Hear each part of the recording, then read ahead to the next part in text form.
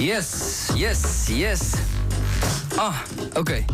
Freestyle, Q-music. Yeah.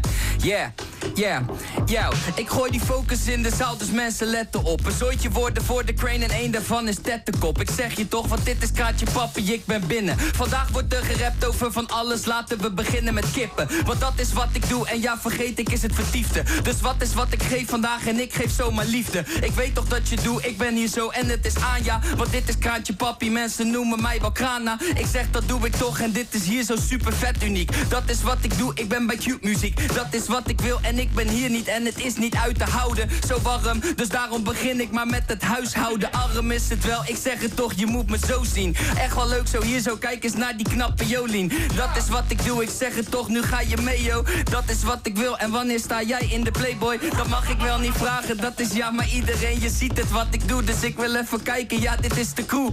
Ik zeg het toch en ja, ik geef je alles wat je wil. Het is nu vrijdag, het is tijd voor zwaarte feesten. Zwaarte feesten hier met Peter, dus dat is beter. Dus geef me maar een liter wodka en een meter bier, want dat zorgt voor plezier. Ik zeg het toch, ik doe het oppassen. Que pasa, want dit is Kraantje Papa. En dat is echt het beste in de scene. Je weet toch wat ik doe, ik geef je al die teksten hier misschien. Ik blijf het doen en ik wil alles, ik ben incontent. Dat is wat ik wil en ik ben hier content met Vincent. En dat is wat ik zeg, ik moet nog eentje. Eens even kijken welke van de woorden ben ik echt nou wel vergeten. Ik weet toch dat ik alles wel vergat, maar dit is Kraantje Papi. Alles wat... Oh, handboard, daar komt hij wel. Oh shit. Sorry, handboard.